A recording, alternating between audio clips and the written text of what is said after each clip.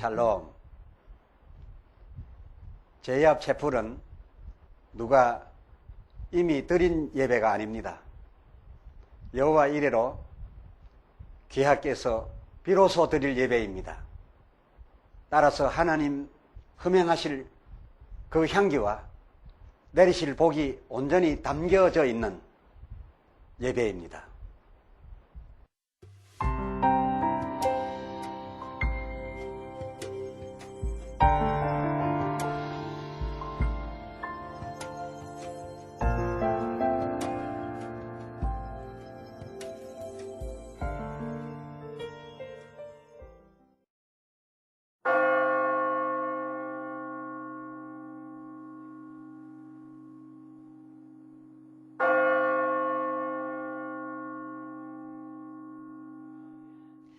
지금부터 거룩하신 주 예수 그리스도의 이름으로 본 예배를 시작합니다.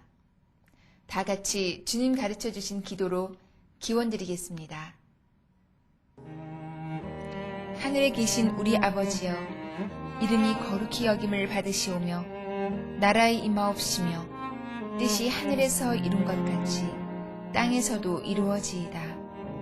오늘날 우리에게 일용할 양식을 주옵시고 우리가 우리에게 죄 지은 자를 사하여 준 것 같이 우리 죄를 사하여 주옵시고 우리를 시험에 들게 하지 마옵시고 다만 악에서 구하옵소서.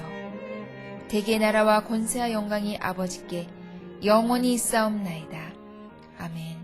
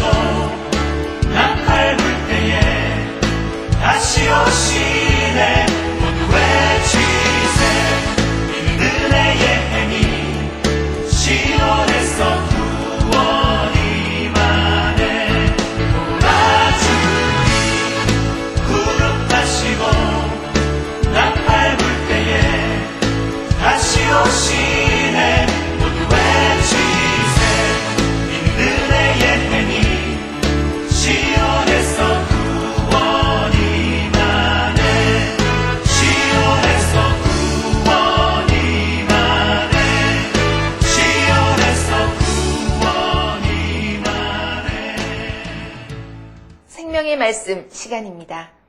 이갈렘 목사님 설교로 들으시겠습니다. 대단히 반갑습니다. 주님의 평안으로 문안합니다. 오늘 함께 읽으실 하나님의 말씀은 열왕기상 제3장 25절로서 28절까지입니다. 왕이 이르되 산 아들을 둘에 나누어 반은 이에게 주고 반은 저에게 주라. 그 산 아들의 어미 되는 계집이 그 아들을 위하여 마음이 불붙는 것 같아서 왕께 아뢰어 가로되 청컨대 내 주여 산 아들을 저에게 주시고 아무쪼록 죽이지 마옵소서 하되 한 계집은 말하기를 내 것도 되게 말고 내 것도 되게 말고 나누게 하라 하는지라. 27절 왕이 대답하여 가로되 산 아들을 저 계집에게 주고 결코 죽이지 말라. 저가 그 어민이라 하매 온 이스라엘이 왕의 심리하여 판결함을 듣고 왕을 두려워하였으니 이는 하나님의 지혜가 저의 속에 있어 판결함을 봄이더라. 아멘. 오늘 함께 생각할 말씀의 주제는 솔로몬의 명판결, 그 의미의 핵심에 대하여 말씀을 나누어 보겠습니다. 내가 내 말대로 하여 내게 지혜롭고 총명한 마음을 주노니 너의 전에도 너와 같은 자가 없었거니와 너의 후에도 너와 같은 자가 일어남이 없으리라. 라는 하나님의 축복하심이 일천번제를 드렸던 솔로몬에게 내려진 바 있습니다. 제가 가진 성경으로는 515페이지 열왕기상 3장 12절에 기록이 되어 있습니다. 이 약속은 솔로몬이 하나님께 열왕기상 3장 4절에 기록된 대로 1000번제를 드린 그날 밤에 꿈에 하나님이 나타나셔서 주신 말씀이었습니다. 그 1000번제에 대해서 제가 언젠가 오해를 풀어 상세히 말씀드린 기억이 있습니다. 많은 분들이 1000번제 하니까 제사를 1000번 드린 것으로 알고 하나, 둘, 그리고 나아가서 999번 그리고 1000번째 제사를 드린 것으로 이렇게 생각하고 계신 경우를 들어보게 되는데 그런 것이 아니라 번제물을 단번에 1000마리를 드렸다. 그러니까 1000마리를 번제물로 해서 드린 단번의 제사였다라는 충분한 내용을 소개해 드린 것이 기억됩니다. 열왕기상 3장 4절에도 보면 이에 왕이 제사하러 기브온으로 가니 거기는 산당이 큼이라 하여 그 솔로몬이 그 단에서 1000번제를 드릴 수 있었다라는 내용을 살펴볼 수가 있습니다. 솔로몬이 산당으로 제사 드리러 갔던 것은 한꺼번에 소 등의 번제물을 1000개를 단번에 태워서 드릴 수 있는 그런 큰 산당 그리고 그런 큰 제단 있는 곳이 기브온에 있는 큰 산당뿐이었으므로 그리로 가서 1000마리를 제물로 태워서 하나님 앞에 드렸다. 막 그런 내용임을 알 수가 있습니다. 그럼 지금부터 그 유명한 솔로몬의 그 명제판을 소개해 볼까 합니다. 이 제판은 솔로몬이 그 왕위에 오르게 되는 때의 첫 작품이었습니다. 열왕기상 3장 16절 때에 창기 두 계집이 왕에게 와서 그 앞에 서며 17절에 한 계집은 말하되 내 주여 나와 이 계집이 한 집에서 사는데 나의 해산한 지 3일 만에 이 계집도 해산하고 우리 둘 외에 다른 사람이 없었나이다.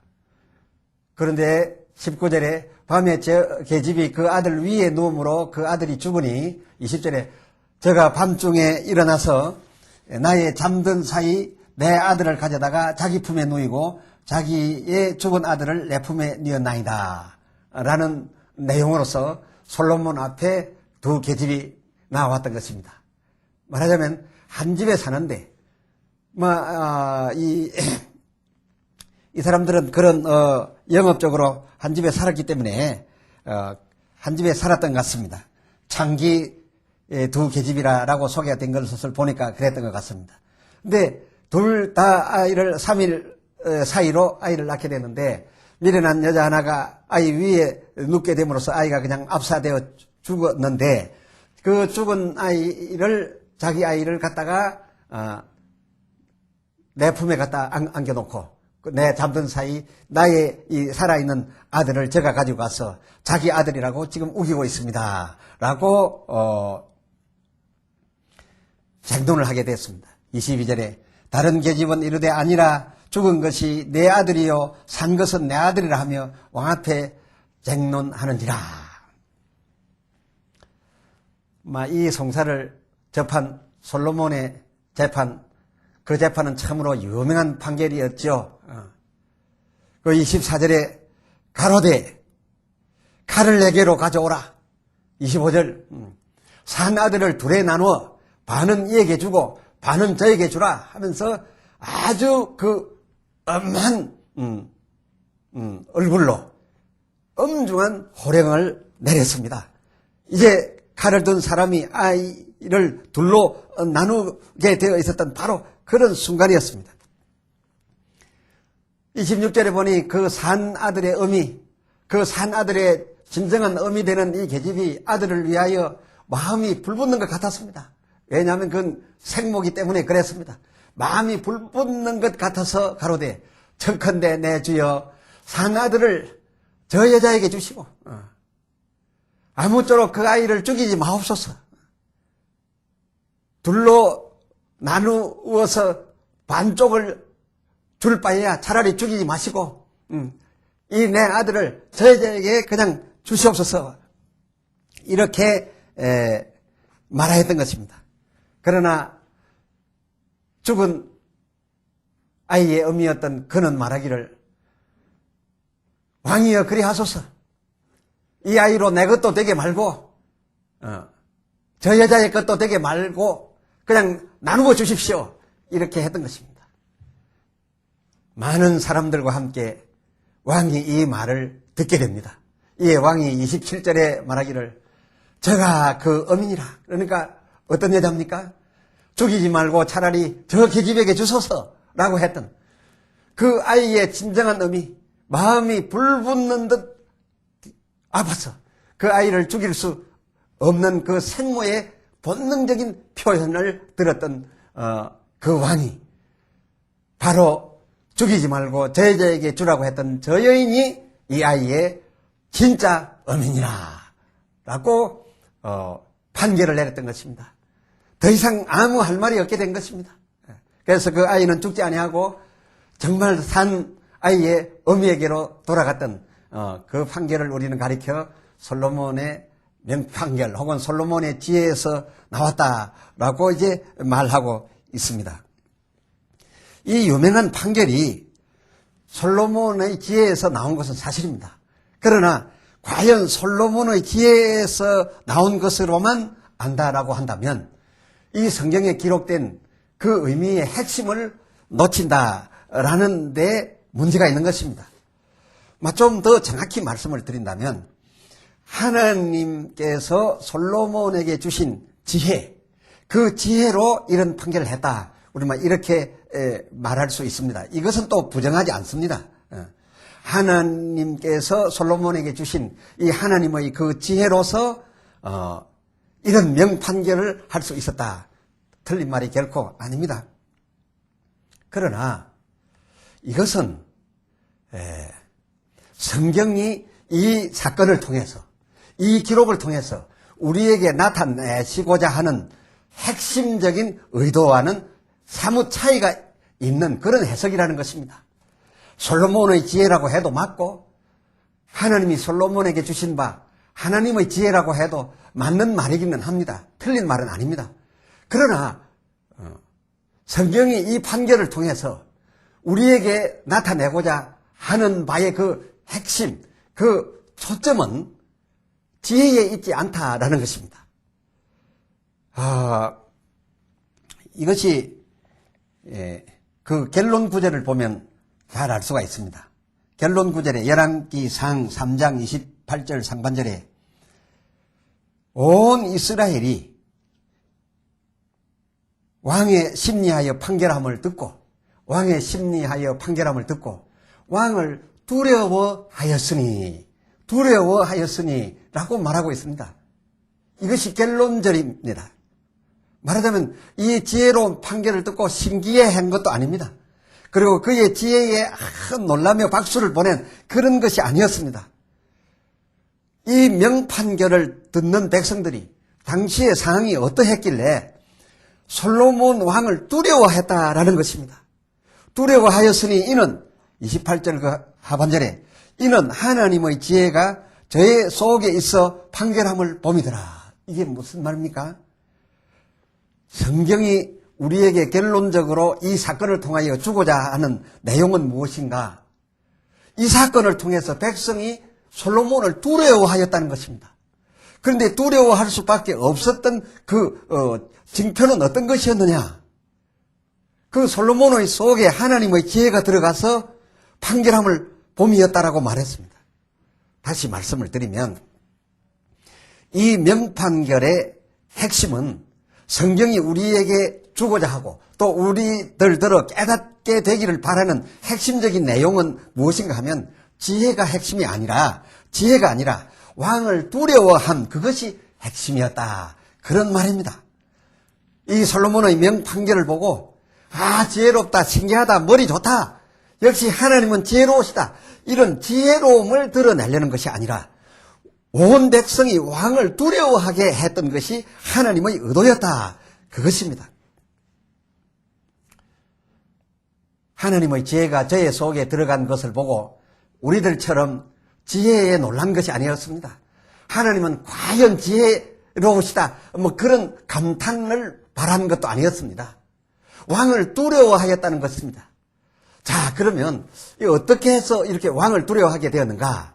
이제 거슬러 올라가서 살피셔야 합니다. 우리는 가끔 이런 명판결 같은 내용이 나오면 그 판결 자체만 부여잡고 평가를 하려고 합니다만은, 그러나 이런 판결을 왜 있게 했는지, 왜 하나님께서 이런 판결할 수 있는 지혜를 그에게 주었는지, 이 전후 사정을 함께 헤아려야 하나님의 뜻을, 즉 성경이 우리에게 깨닫기 원하는 그 내용을 깨달을 수 있다라는 것입니다. 그러면 거슬러 올라가서 한번 살펴보도록 하겠습니다. 솔로몬 선왕 다윗이 늙어서 얼마나 한기가 들었던지, 그냥 아무리 이불을 덮어도, 아무리 난로를 갖다 피워도 벌벌벌 떨면서 너무 오래도록 시달리고 있음으로써 그 충성스러운 신하들이 몸이 따뜻한 그런 동료 아비삭을 구하였습니다. 몸이 아주 따뜻한 그런 처녀 아비삭을 선발해가지고서 다윗의 품에 두었을 적에, 다윗은 나이 많아서 이제 곧 죽을 때가 다 됐기 때문에 그런 젊은 동료를 자기 품에 안겨서도 동침을 할 수 없었다라고 성경은 기록하고 있습니다. 다시 말씀드리면 열왕기상 1장 1절로 2절에 살펴보면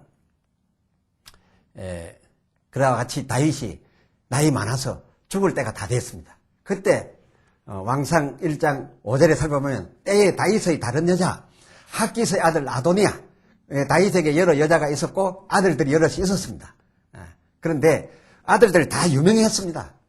유명했어요. 압살롬도 그러하고 또 압살롬을 쳐 죽인 암논도 그러하고 각각 여러 여자에게서 났는데 서로 으르렁거리면서 대단한 그런 능력을 가지고 대단한 또 세력들을 확보하고 있었던 그런 자들이 아니었습니까? 그런데 바로 이 다윗 왕이 죽게 됐을 이때에 아비삭을 몸속에 품었을 바로 그때 5절에 살펴보니 다윗의 다른 여자 핫깃이라고 하는 여자의 아들 아도니아가 이제 여러 장수들을 모으고 여러 세력들을 다 모으고 큰 잔치를 베풀면서 자기를 스스로 높여서 이르기를, 이제 내가 왕이 되리라. 우리 부친 다윗은 그 세상을 떠나게 된다. 그러므로 이제 내가 이어서 왕이 될 것이다 라고 하면서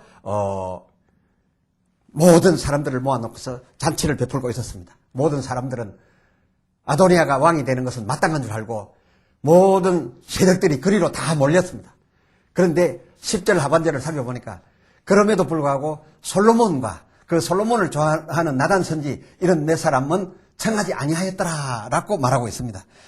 대략 짐작이 되지요. 지금 이 큰 회합을 가졌는데 큰 세력 모임을 갖고 있는데 이제는 곧 출발해가지고서 다윗이 있는 왕궁으로 들어가서 바로 왕권을 이제 자기가 차지하려고 하는 준비가 다 됐고 모든 세력들이 그를 다 지지하고 있는 판인데 솔로몬은 바세바의 아들입니다. 같은 형제임에도 불구하고 다윗에게서 난 자식임에도 불구하고 청하지 않았습니다. 이것은 뭡니까? 서로 원수입니다. 서로 적입니다. 그래서 아도니아가 이제 왕으로서 출발해 다윗 궁으로 들어오는 시점에는 이 솔로몬은 그것은 세상에 살아남을 수 없게 된 온 대세가 아도니아에게 기울러 있던 바로 그런 때였습니다. 그때 솔로몬의 의미가 이 나단 선지의 도움을 받아가지고서 다윗으로부터 왕권 이양에 대한 왕명을 받아냅니다.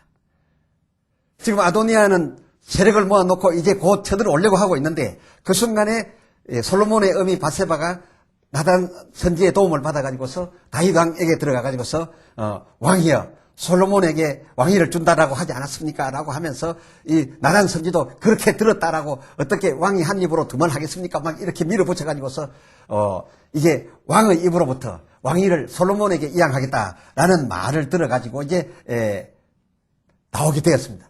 그러나 그때의 대세는 이미 아도니아에게 가 있었고 솔로몬은 어머니를 통해서 자기 아버지가 자기에게 왕위를 물려준다라는 말은 받았지만은 상황이 살아남을 수 없는 그런 상황이 되었습니다. 또 백성들은 솔로몬에게 기울지 않았습니다. 이때에 솔로몬이 하나님 앞에 드릴 제물 1000마리를 한꺼번에 잡아가지고서 그 1000마리를 한꺼번에 태워서 제사 드릴 수 있는 큰 산당, 기브온 산당에 가서 제사를 드린 후 그날 밤에 잠을 자는데 꿈에 나타나서 하나님께서 하신 말씀이 내가 이것을 구하였으니 내가 지혜를 구하였으니 지혜를 내게 주겠다. 지혜로운 마음을 내게 줄 뿐만 아니라 부귀와 영화도 내게 주어서 그 전에도 너와 같은 지혜자가 없고 부유한 자가 없을 것이며 내 후에도 너와 같은 지혜자와 부유한 자가 일어남이 없도록 내가 내게 복을 줄 것이다 라는 그 꿈속의 하나님 약속을 듣게 되었고 그 꿈속의 약속을 솔로몬은 그 산당에 제사하러 모여들었던 모든 사람들에게 얘기를 다 해 주었던 것입니다. 그러니까 그 백성들은 과연 1000마리의 제사를 한꺼번에 드린 1000번제를 드린 이 솔로몬을 하나님께서 기뻐하시고 지혜를 주실 뿐만 아니라 부귀와 영화도 저에게 주신다고 하셨다면은 다윗 왕도 그 왕위를 솔로몬에게 주신다 하며 그리고 또한 하나님께서도 이 솔로몬을 인정해 주셔서 하나님의 그 지혜로서 솔로몬의 머리에 들어가 계시겠다라고 한다면 이것은 굉장한 것이 아니냐라고 하는 생각을 하면서 혼란에 빠진 바로 그때였습니다.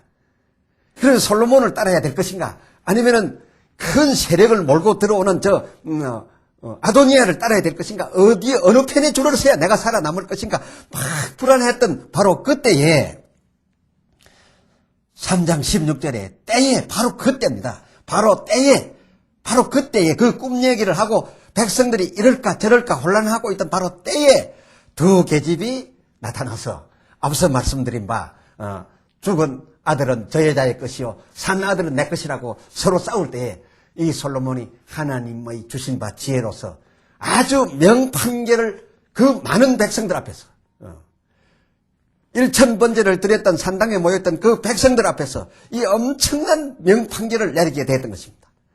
이 명판계를 내리는 것을 보고서 백성들은 무엇을 생각하게 되었겠습니까?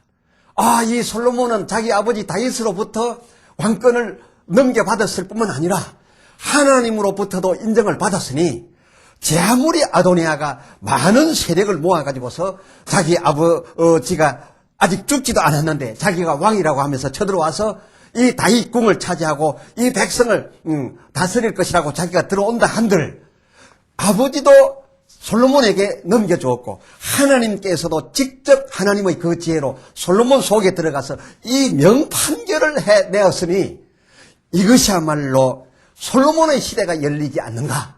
이 솔로몬이 과연 두려워할 왕이 아닌가? 이렇게 생각됐던 것입니다. 이 백성들은 지금 솔로몬이 판결한 이 판결을 보고서 지혜가 대단하다 어쩌하다 또 하나님의 지혜는 대단히 높다 우리가 생각하는 것처럼 지혜에 대한 그런 논란이 아니었습니다. 지금 아도니아가 왕이냐 솔로몬이 왕이냐 과연 하나님은 누구를 세우셨느냐 바로 이 기로에서 이 나약한 백성들이 이 편에 설까 저 편에 설까 두려워하는 바로 그때에 하나님께서는 3일 전부터 한 집에서 두 계집이 아이를 낳게 해가지고서 한 아이는 죽고 한 아이는 살게 만들어가지고서 그들이 솔로몬 왕 앞에 나와서 판결해 주소서 하는 사건을 만들었고 이 사건을 하나님께서 어젯밤 약속하신 그대로 하나님의 지혜를 솔로몬에게 집어넣어가지고서 아주 명판결을 해냄으로써 백성들은 이 솔로몬의 지혜에 놀라고 있었던 것이 아닙니다. 솔로몬에게 들어왔던 하나님의 지혜의 대단함에 놀랐던 것이 아닙니다. 하나님은 솔로몬을 세우셨도다. 이제 우리가 두려워할 사람은 아도니아가 아니라 솔로몬이로다 해서 이 백성이 솔로몬을 두려워하고 왕으로 여기었다라는 것이 바로 이 성경 사건의 핵심이라는 것입니다.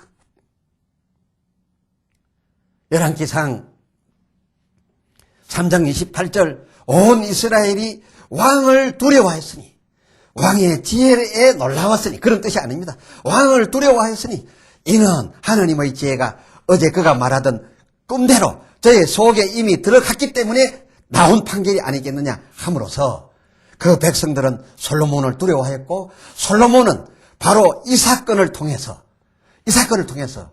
아도니아를 무너뜨리고 그 백성들의 초항을 받아서 이제 왕에 올라서게 되는데 성경을 읽어보면 지금 이 3장에서 열왕기상 3장에서 지금 이 사건을 우리가 다루었습니다만은 바로 그 다음 장 4장을 보면 열왕기상 4장 1절을 보면 솔로몬이 비로소 이스라엘의 왕이 되고라고 나옵니다.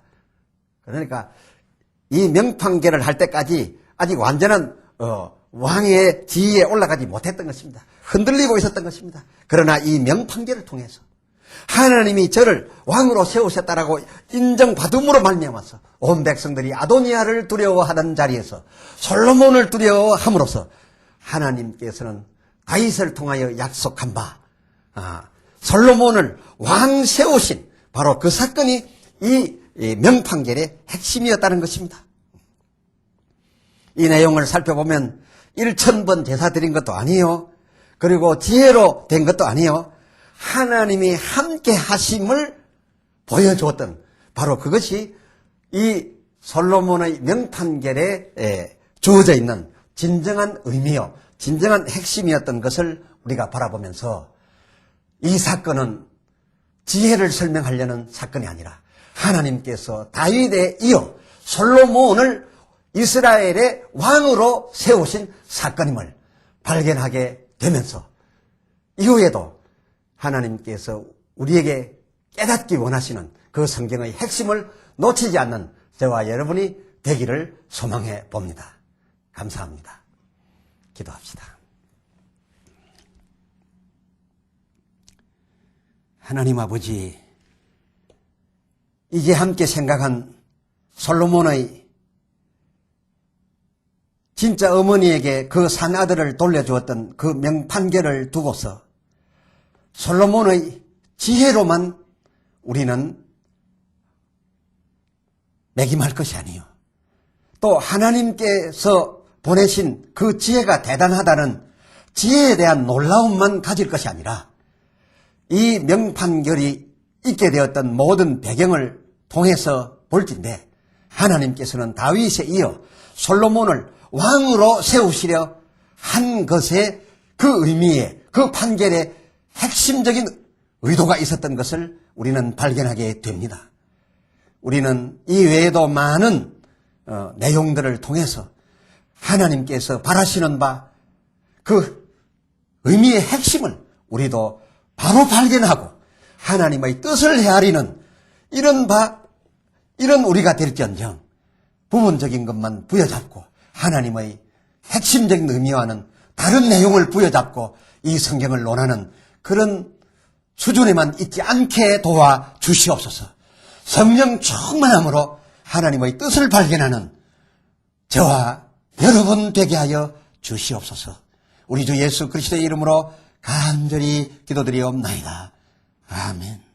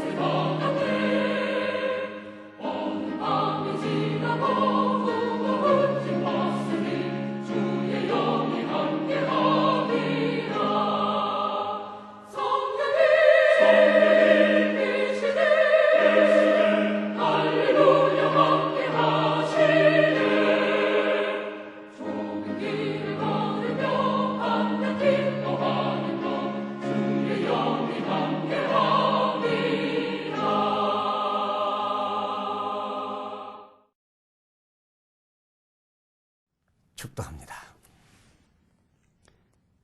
이제는 우리 주 예수 그리스도의 무한하신 은혜와 아버지 하나님의 사랑하심과 성령님의 임하여 충만하심이 진실로 성경을 통하여 하나님의 진정하신 그 뜻을, 그 핵심적인 뜻을 깨닫기 소원하는 모든 주의 백성들 위에 이제로부터 영원토록 함께 있을지어다. 아멘.